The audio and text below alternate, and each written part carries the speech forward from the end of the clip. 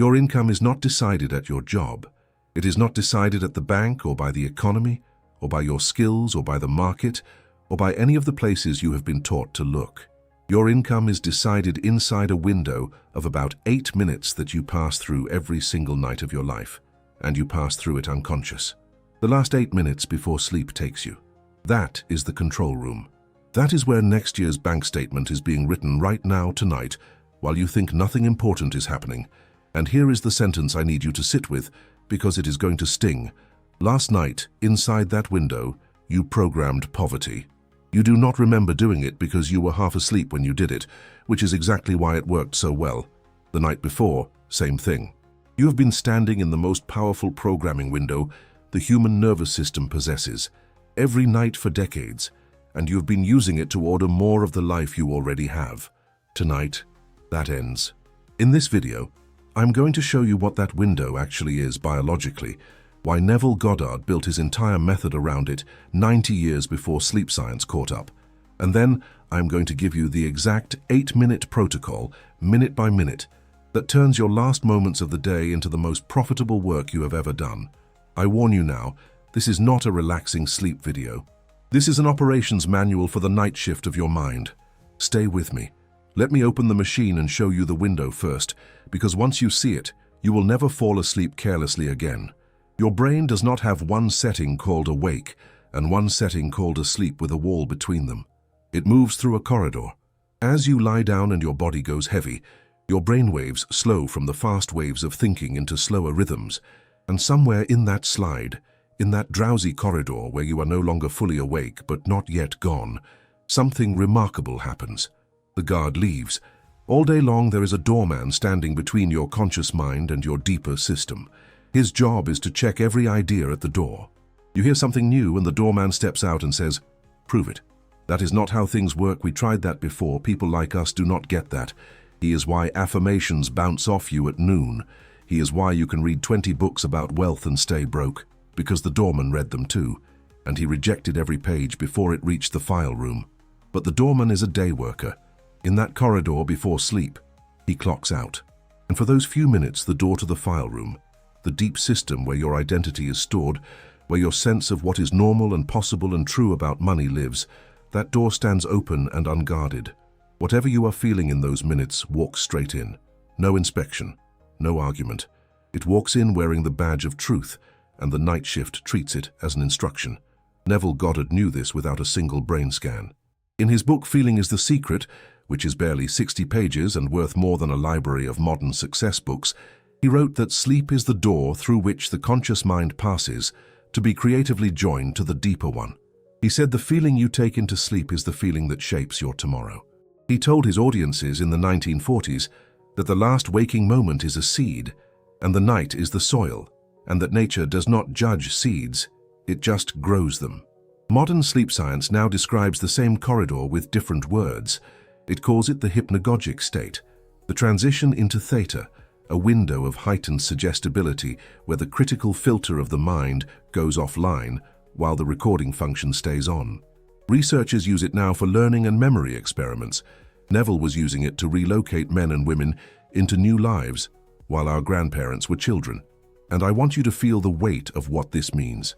It means the most suggestible, most programmable, most consequential minutes of your entire day are the exact minutes you have been treating as garbage time.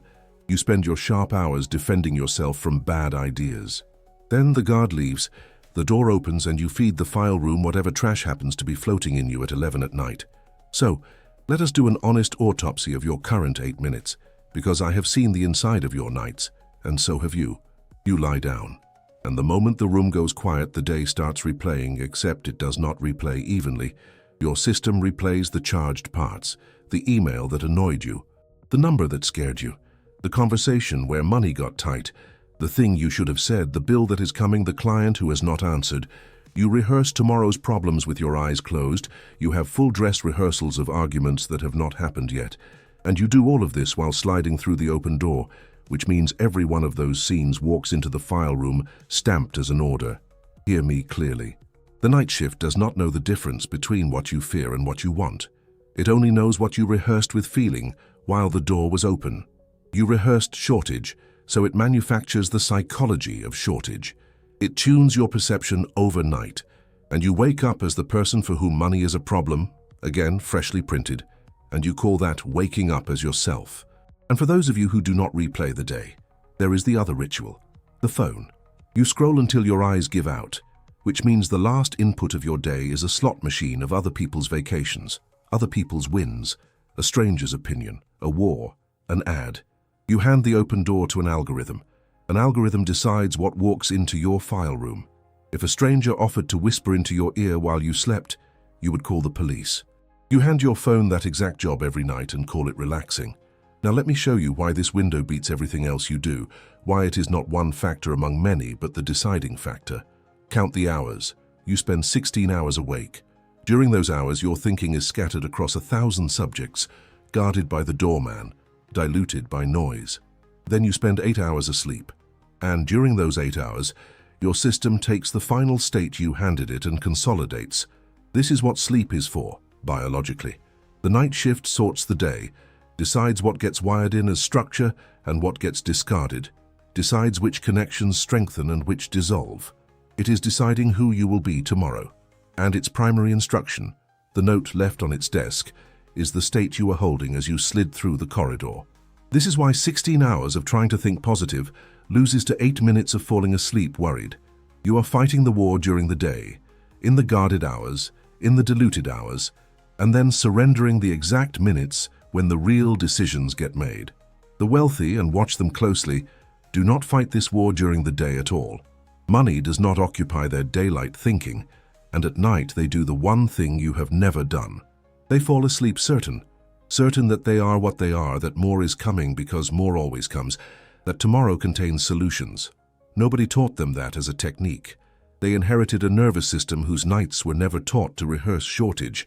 You were not born with those nights, so you will build them on purpose starting tonight. And before you decide this is theory, let me tell you about the test Neville used to run on live audiences, because he did not ask anyone to believe him. He asked them to experiment. He would stand in front of a room and give them an assignment so simple it sounds like a joke. For the next several nights as you fall asleep, imagine you are climbing a ladder. That is all. Feel the rungs in your hands. Feel your feet stepping up. Climb the ladder in that drowsy corridor night after night. And during the day he told them, write on a card, I will not climb a ladder, and look at it, and mean it. He deliberately set the daytime mind against the nighttime seed.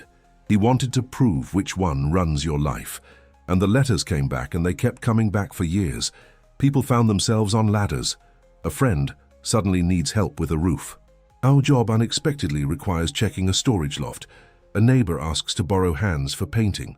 Circumstances bent, sometimes absurdly, to produce the one scene planted in the corridor, even while the person's waking mind was actively refusing it. Now think about what that experiment proves. The night seed beat the daytime refusal. The 8 minutes beat the 16 hours. And then ask yourself the obvious question, the one that should keep you up tonight in the best way. If a pointless ladder planted for a week can force the world to produce a ladder, what have your last 10,000 nights of rehearsed worry been forcing the world to produce? You have already run the experiment. You are living inside its results. Now follow the cycle into the morning, because the window has a twin and the two of them hold your day between them like bookends. You wake up, and in the first minutes after waking, your brain climbs back up through the same corridor it went down 8 hours earlier. Theta again. Door open again briefly while the doorman finishes his coffee, and what pours through it? Whatever the night shift finished building. Your first thoughts of the day are not fresh thoughts. Listen to them tomorrow and you will hear it. They are echoes. The worry you fell asleep inside walks back out of the file room, hands you the same weight, and your body floods with stress chemistry before your feet touch the floor. Science measures a natural cortisol spike in the first half hour of waking. It is supposed to be fuel for the day. For you, it arrives already attached to dread, because dread is what was consolidated. So you start the day inside yesterday's fear, which guarantees you will collect matching evidence all day, which gives you fresh material to rehearse tomorrow night. Do you see the loop now? Night writes morning, morning writes the day writes the night. You have not been living a series of separate days. You have been living one single day on repeat, printed fresh every night from the same file for years. And the exit from that loop is not out here in the daylight where you keep looking for it. The exit is the window. Break the night, and the whole loop loses its supplier. And I have to answer the question that is forming in you because it is the right question. If this window is so powerful, why does nobody use it? Why did your parents not teach you? Why did school skip it? Why do even the people who buy every manifestation course on earth still fall asleep scrolling? Part of the answer is ignorance, but the deeper part is uglier. Comfort. Your nightly worry feels like responsibility. Hear that again. When you lie in the dark rehearsing bills, some part of you believes you are being a serious person, doing the adult work of caring about your problems. Worry masquerades as diligence. It is not diligence. Rehearsing a problem in the one window where rehearsal becomes instruction is the least responsible act of your entire day. You would never sign contracts half asleep, yet you sign this one nightly. And there is a second comfort, darker still, the familiar self. Your system would rather remain a self it knows how to be than become a self it has never operated. Broke is familiar. Worried is familiar. The night shift protects familiar with total loyalty, unless a new instruction walks through the door with the calm authority of something true. That is what we are about to install, not hope, instruction. Run the numbers with me one time, so you understand the scale of what you have been wasting and the scale of what you are about to reclaim. 8 minutes a night is 56 minutes a week. That is roughly 49 hours a year. 49 hours of direct, unguarded access to the file room that decides your income, your reactions, your perception, your normal. More than a full work week every single year of pure programming time, handed to worry and other people's feeds. Over a decade, that is nearly 500 hours, and you wonder why the decade did not change you. Meanwhile, a man who spends those same 8 minutes correctly is compounding. Night after night, the same scene, the same certainty, walking through the open door, and the night shift building it deeper each time, the way water cuts stone, not by force, but by return. Two people can live identical days, same job, same city, same paycheck, and end the decade in different worlds, and the entire divergence fits inside 8 minutes a night. This is why I told you at the start that your income is not decided at your job. Your job is where the printout gets handed to you. The printing happens at night. One more thing before the protocol, because I want the ladder experiment to fully land. Notice what Neville did not ask of those audiences. He did not ask them to believe in ladders. He did not ask them to want the ladder, to deserve the ladder, to raise their vibration until they matched the frequency of ladders. He asked for 10 drowsy minutes and a repeated scene, and he let the mechanism do everything else, even against their daytime will. That is the posture I need from you tonight. You do not have to believe a word I have said. You do not have to feel worthy of money, and thank God, because most of you do not, and waiting for worthiness would bury you broke. The window does not check belief, and it does not check worth. It checks what you rehearsed while the door was open. Bring the scene. The mechanism brings the rest. If you are starting to see your own nights differently right now, pause and check the pinned comment under this video. I left something there that goes deeper into this exact mechanism for after the video, because right now we get practical. The window opens tonight, and this time, you are going to walk through it awake. First, the preparation, because the protocol begins before the 8 minutes do. 30 minutes before bed, the phone dies, not on the nightstand face down, where it lies there like a loaded syringe. Out of reach, other side of the room, or better, another room entirely. I know that sentence just caused some of you physical discomfort, and that discomfort is worth examining, but the reason is not moral. It is operational. Every minute of feed you consume in the approach to the corridor is cargo you are loading for the open door. You would not let a stranger pack your suitcase for a flight. Stop letting an algorithm pack your night. In those last 30 minutes, let the day drain, dim the room. Your bedroom is not an entertainment venue anymore. From tonight, it is a recording studio, and the tape starts rolling the moment your head touches the pillow. Treat the space with the respect you would give a studio, because what gets recorded there plays for the rest of your life. Now the 8 minutes. Lie down, close your eyes, and begin with minutes 1 and 2. Revision. This was Neville's nightly discipline, the one he practiced himself without fail, and he called it the most important use of the evening. Here is how it works. Run back through your day, but do not run it back as a reporter. Run it back as an editor, with full authority over the footage. Find the scenes where money made you feel small, the bill you opened with your stomach tight, the price you flinched at, the conversation where you heard yourself say, "We cannot afford that," and now refilm each one the way it should have gone. See yourself opening the bill and nodding, relaxed, because the number is nothing to you. Hear yourself saying, "We will take it," with a level voice. Feel the version of the day where money moved through your hands calmly and in surplus. Do not rush this. Make the corrected scene vivid, brief, and done. Neville taught that a day revised before sleep is replaced. The night shift does not consolidate what happened. It consolidates what you handed it last. Read that again, because it is the single most radical piece of mental technology I know. You are not stuck with your day. The day is a draft until you sleep on it. Every night you have ever fallen asleep replaying the worst of the day. You were revising in reverse, editing the footage to be heavier, and the night built the heavier version into your body. Same tool. You have been holding it backward your whole life. Minutes 3 and 4. The verdict. Now that the day is edited, you state who is going to sleep tonight. One sentence of identity, spoken inwardly or in a low voice, in the flattest, most settled tone you own. Money flows to me easily, and it stays. Or, I am the wealthy one in my family. Or simply, wealth is my normal state. Choose one sentence and keep it for the whole week, because the night shift respects repetition the way stone respects water, and the tone is everything, so let me calibrate it for you. You are not pleading, that is a beggar's voltage, and the door reads voltage, not vocabulary.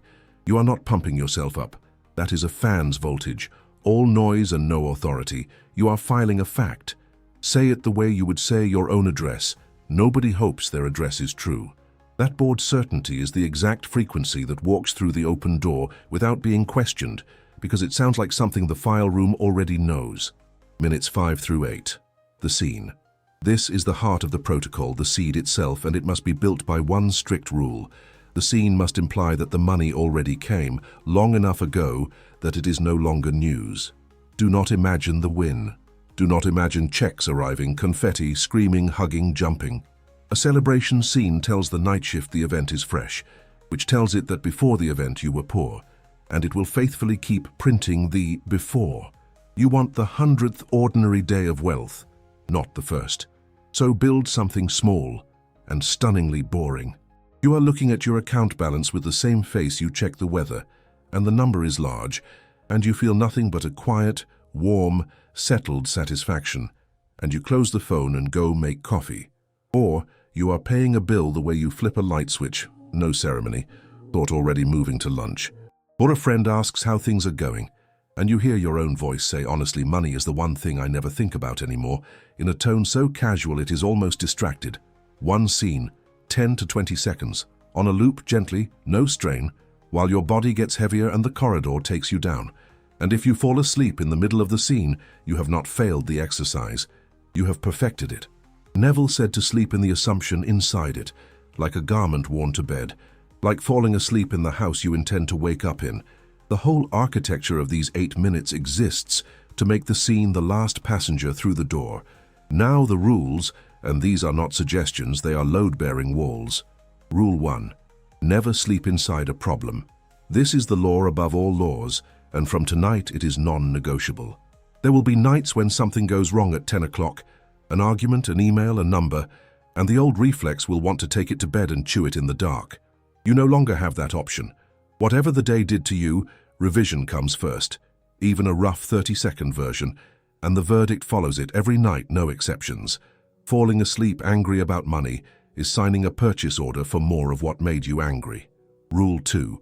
Never take a fresh emotional wound through the corridor unprocessed. If you are shaking, walk the house, breathe until the body settles, then lie down and edit. Rule 3. Protect the window from other people. The last conversation of your day matters because its residue is cargo. Do not end your day inside someone else's panic if you can help it. And Rule 4. The morning seal. Because remember, the door opens twice. Tomorrow, in the first 2 or 3 minutes after you wake, before the phone, before the news, before your feet touch the floor, you say the same verdict sentence once, and you let yourself feel the scene for a few seconds, like checking that the seed is still planted. The night built it. The morning seals it. Then the day can do whatever it wants because both bookends belong to you. 3 practical objections answered fast because I know they are coming. First, I cannot visualize. I close my eyes and there is nothing but darkness. Perfect. Stop trying to see. Neville never demanded pictures. He demanded feeling, and feeling has more entrances than the eyes. Build your scene in touch and sound instead. The weight of the phone in your hand as you check the boring balance. The warmth of the mug. The sound of your own voice saying, "Money is the one thing I never think about anymore." A scene felt in the hands is planted exactly as deep as a scene seen in color. Some of the best results Neville ever reported came from people who could not picture a single thing and simply felt the handshake, the texture, the relief. Second objection, I fall asleep in 30 seconds. I have no 8 minutes. Then your door opens faster than everyone else's, and you should be grateful. Start the protocol sitting up on the edge of the bed. Do the revision and the verdict there. Eyes closed, body calm. Then lie down and enter the scene immediately, because your corridor is short and the scene must be the only thing in your hands when it takes you. Third objection, the opposite person. I lie awake for an hour and my mind races. Your corridor is long, which means you have the largest programming window in this audience, and worry has been feasting on it for years. For you, the scene is not a task, it is a shelter. Every time the racing mind grabs you, do not fight it. Just return to the mug, the balance, the sentence. You are not trying to force sleep. You are giving the mind one warm room to wait in until sleep comes. Insomniacs who learn this stop dreading the hour. Some start calling it the best hour of their day. And one error I must kill before it kills your results, because almost everyone makes it in week 1. Do not change the scene every night. I know what will happen. Night 1, the balance and the coffee. Night 2, you get creative, a new car. Night 3, the beach house. Night 4, a business class seat. That feels like abundance, and it is actually sabotage. The gardener who plants a seed, digs it up the next night, and plants a different seed in the same hole, owns a graveyard, not a garden. Every new scene resets the count. The night shift builds by repetition. The same instruction arriving through the door night after night, each pass cutting the channel deeper, exactly like water on stone. One scene, one sentence, 7 nights minimum. Boring is not a side effect of this protocol. Boring is the active ingredient. The moment your dream scene stops feeling exciting and starts feeling like a memory you have simply revisited many times, that is not the practice going stale. That is the file accepting it as history. Excitement means your system still classifies it as foreign and new. Familiarity means the overwrite is taking. So resist the urge to renovate the scene, and if you must scale up next month from inside a nervous system that has already accepted this month's number as normal. Wealth built this way rises like a tide, floor by floor, each level boring before the next one loads. That is how the rich hold money without leaking it back out. Their nights never argue with their days. Now I'm going to give you the same deal Neville gave his audiences, because you should not believe me either. You should run the experiment. 7 nights. Not 21, not a lifestyle change, not a spiritual commitment. 7 consecutive nights of the full protocol, the dead phone, the 2 minutes of revision, the verdict, the boring scene held into sleep, the morning seal. And here is the condition that makes it a real experiment. For those 7 days, you change nothing else. Same job, same routine, same everything. You are isolating the variable like a scientist, so that when the echoes start, and they will start, you will know exactly where they came from. And let me tell you what the first echoes look like so you do not miss them, because they arrive smaller than people expect and earlier than people expect. An amount of money you were not tracking. A refund, a discount, a bill that comes back lower, a small gig, an old debt remembered, an idea that arrives in the shower with unusual clarity and its own instructions, a person who suddenly thinks of you for something, a strange new calm in a store where you used to calculate. None of these will look like a miracle. Every one of them is the coastline moving. Write them down. The notebook matters because your old file will try to explain each echo away as coincidence, and a written list of 5 coincidences in 7 nights becomes very hard to lie about. And expect the fight, because I would be lying to you if I skipped this part. Somewhere in those 7 nights, probably around night 3 or 4, the old state will defend the window. It has held that territory unopposed for decades, and it does not surrender it politely.